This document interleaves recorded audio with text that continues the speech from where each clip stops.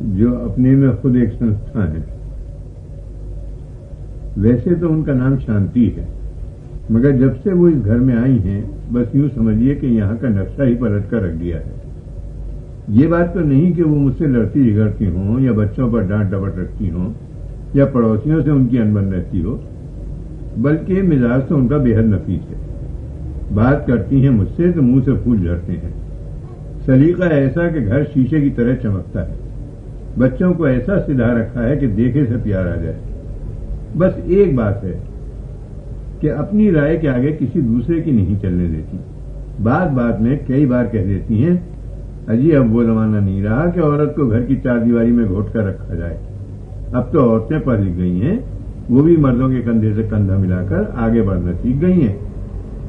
اور میں کہا کرتا ہوں کہ وہ ہے کون مسخرہ جو آج کل کے زمانے میں عورت کو گھر کی چار دیواری میں بند کر کے رکھے گا. رہا مردوں کے ساتھ کندھے سے کندھا ملا کر آگے بڑھنے کی بات، تو آ جاؤ اگر کندھے سے کندھا ملا سکو تو. بس یہاں بات ختم ہو جاتی ہے اور وہ یہ کہہ کر اندر چلی جاتی ہیں کہ آپ تو ہر وقت پھرتے رہتے ہیں. بات یہ ہے کہ وہ قد میں مجھ سے خاصی چھوٹی ہے اور میرے کندھے تک مشکل سے ہی آتی. میں نے کئی بار سمجھایا کہ دیکھو عورتیں پڑھ لکھ بھی گئی ہیں اور عقل مند بھی ہو گئی ہیں. چلو یہ بھی مانے لیتا ہوں کہ مرد عورتوں سے زیادہ عقل مند نہیں ہوتے، لیکن کیا حرج ہے کہ دوسرا جو صلاح دے اسے سن لو، ذرا اس پر غور کر لو اور اگر ٹھیک سمجھو تو اس پر عمل کر لو. یہ کہاں کی بات ہے کہ جو تمہارے منہ سے بات نکلے وہ تو پتھر کی رکھی ہے اور جو دوسرا صلاح دے اسے یہ سوچ کر ایک دم ریجیکٹ کر دیا جائے کہ مرد کون ہوتے ہیں عورتوں پر روک گانٹنے والے. یہ چیز ایک دم غلط ہے. میں نے انہیں وہ سانپ والی کہانی بھی سنائی.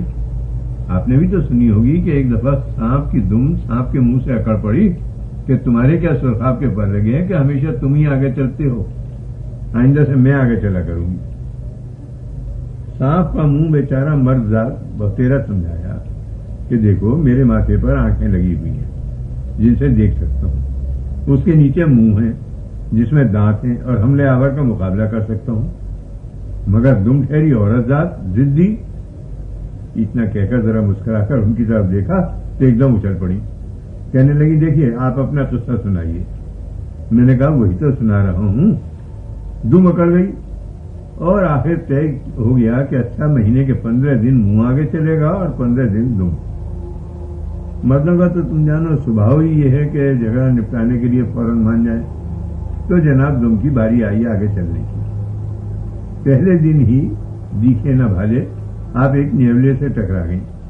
نیولا تو طاق میں تھا ہی، جھٹ دم کو منہ میں داغ دیا. بہت تیری دم تل ملائی مگر وہ کہاں چھوڑے. منہ نے جب دم کو مصیبت میں دیکھا تو زور مارا.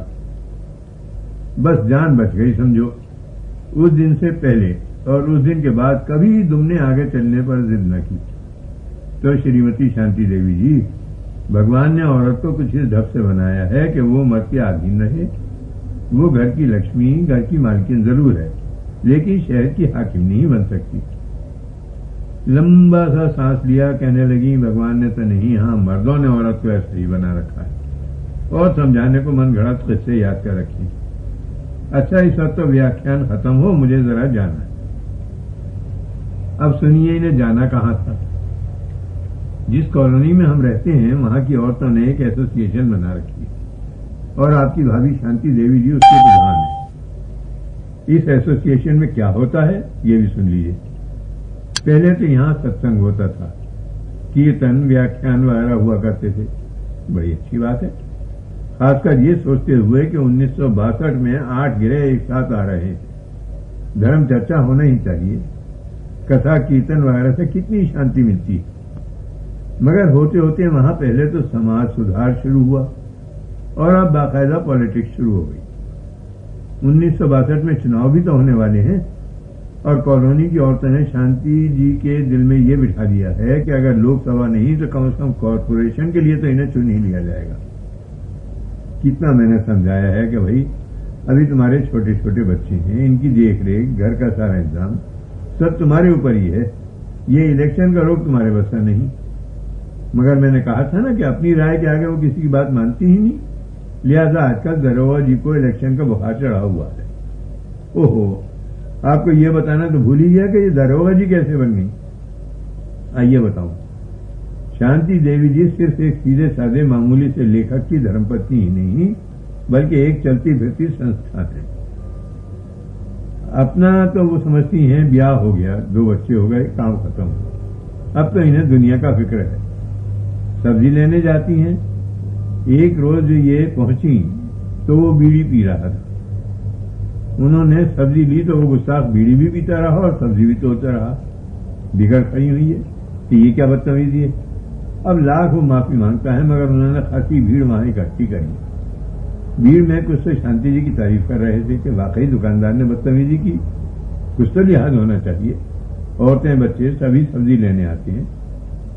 ایک بولے اجی پرسوں تو اس نے اس زور سے میرے منہ پر دھواں چھوڑا کہ گھنٹوں مجھے کھانسی اٹھی. کچھ ایسے بھی تھے جو ایک دم ان کے خلاف تھے. ان کا کہنا تھا کہ عورتوں کے حوصلے ہی بہت بڑھ رہے ہیں. ارے تمہیں سبزی لینی ہے لو اور گھر جاؤ. وہ سبزی بیچتا ہے، تمہاری غلامی تو نہیں کرتا کہ اس کا کھانا پینا آرام کر دو. خیر مشکل سے معاملہ رفع دفع ہو. مجھے یہ باتیں بری لگتی ہیں. اچھا غلطی سبزی والے کی ہی صحیح، ایک بار کہہ دو کافی. کوئی تمہارا دیا تو وہ کھاتا نہیں. اور پھر یہ کہ تم نے اتنی باتیں کہی، اگر کہیں وہ پلٹ کر ایک بھی ہلکی بات کہہ دیتا تو تمہاری تو ناک کٹ جاتی. مگر وہ نہیں سنتی ان باتوں. اسی طرح بنیے سے یا پان والے سے یا کسی دکاندار سے ذرا کوئی بات ان کی مرضی کے خلاف ہوئی اور یہ اس کا ادھار کرنے پہ تلی. اب یہ حالت ہو گئی ہے کہ جب مہارانی گھر سے نکلتی ہیں تو دکاندار چوکس ہو کر بیٹھ جاتے ہیں. ایک دوسرے کو بتا دیتے ہیں کہ بھیا خبردار داروغہ جی آ رہے ہیں. ایک خاص بات یہ کہ ہمارے یہاں نوکر نہیں ٹکتا، اور کوئی کیا ٹکے گا. بدری ہمارے یہاں شاید 25 سال سے کام کرتا تھا. بچہ سا تھا جب آیا تھا اور اب یہ حالت تھی کہ وہ بھی گھر کا ایک فرد بن گیا تھا. کمال کا ایماندار. سارا گھر کھلا چھوڑ کر اس پر چلے جائیے، مجال ہے جو ایک تار بھی ادھر سے ادھر ہو جائے. مگر شانتی جی بھی آ کر آئیں تو 1-2 مہینے تو ذرا بہو جی بنی رہی. پھر انہوں نے بدری کو ہی بات بات پر ٹوکنا شروع کیا. سب سے زیادہ شکایت تو یہ تھی کہ خرچ بہت زیادہ کرتا ہے. اور ایک روز کہیں اس کے کان میں یہ بھنک پڑ گئی کہ جو سامانی بازار سے لاتا ہے اس میں پیسے کھاتا ہے. آپ سے سچ کہتا ہوں رو پڑا. میرے پاؤں پکڑ لیے کہ بابو جی اب مجھے چھٹی دو، اتنا ہی نمک کھانا لکھا تھا. میرے دن اب یہاں پورے ہوئے. میں نے شانتی جی کو سمجھایا کہ دیکھو اول تو بدری ایسا آدمی نہیں، اب پھر مان لو اگر برا بھی ہے تو اس کے بعد بھی ایسا ملے گا یا نہیں. یہ جو چین سے سنیما اور کلب چلی جاتی ہو یا ایسوسیشن کی میٹنگ میں گھنٹوں لگا آتی ہو، کتنے ہی مہمان آ جائیں سب سنبھال لیتا. گھر کا کوئی فکر بدری کو تو ہونے نہیں دیتا. یہ باتیں 1000 روپیہ خرچو تو نصیب نہ ہوں گی. کہنے لگی آپ نے ہی اسے سر چڑھا رکھا ہے، اس سے آدھے خرچ میں گھر چلا کر نہ دکھا دوں تو بات رہی. ایک روز پھر کچھ ایسی ہی بات ہو گئی تو بدری ہاتھ جوڑ کر معافی مانگ کر گاؤں چلا گیا. چلتے چلتے کہہ گیا کہ بہو جی جو تنخواہ آپ نے دی یا خود ہاتھ اٹھا کر آپ نے دے دیا، جو اس کے علاوہ اگر 1 نیا پیسہ بھی میں نے لیا ہو بے ایمانی سے تو میرے لیے بری چیز کے برابر ہے. پھر بھی جب حکم دوگی حاضر ہو جاؤں گا. وہ تو چلا گیا مگر شانتی جی صرف اپنی بات رکھنے کے لیے خود تکلیف اٹھا رہی ہیں مگر اسے بلانے کا نام نہیں لیتی. میرا کہنا سننا سب بیکار ہے. اور جس نوکر سے بات کرو وہ کان پر ہاتھ دھرتا ہے. اڑتی اڑتی نوکروں میں سنی کہ نہ بابا داروغہ جی کی نوکری کون کرے، کھال کھچوا کر بھوت بھروا دیں گی. ایک دن ایسا ہوا کہ انہیں کہیں جانا تھا. بچے دونوں اسکول گئے ہوئے تھے. مجھ سے کہنے لگی کہ آپ دفتر جائیں تو کوئلے والے سے کہتے جائیے کہ شام کو لکڑی اور پتھر دونوں طرح کا کوئلہ ڈال جائے. خیر کوئلے والا راستے میں ہی تھا، میں نے اسے کہہ دیا. خود لالا گدی پر بیٹھا تھا. اس نے اپنے ملازم سے کہا ارے بھگوانا ذرا بابو جی کے ہاں شام کو کوئلہ پہنچا دیجو. آپ سے سچ کہتا ہوں میں پانی پانی ہو گیا جب نوکر نے پوچھا اجی کون سے نمبر میں، اور لالا جی نے کہا ارے شانتی دیوی کے گھر داروغہ جی. حد ہو گئی، یعنی ہم تو کچھ ہوئے ہی نہیں. آخر کالونی میں اور بھی تو لوگ رہتے ہیں، ان کی عورتیں بھی رہتی ہیں. ان میں زیادہ تر استریاں پڑھی لکھی اور آدھونک قسم کی ہیں، مگر جو چیز شانتی جی بن گئی ہے وہ کسی اور کو نصیب نہیں۔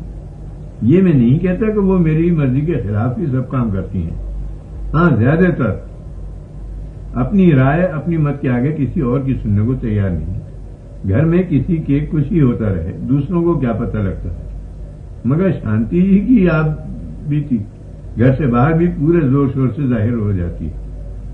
اسی کا سبب معلوم ہوتا ہے کہ انہیں اتنی شہرت مل گئی ہے اور وہ صرف شانتی جی نہ رہ کر اپنے میں خود ایک سنستھا بن گئی ہے۔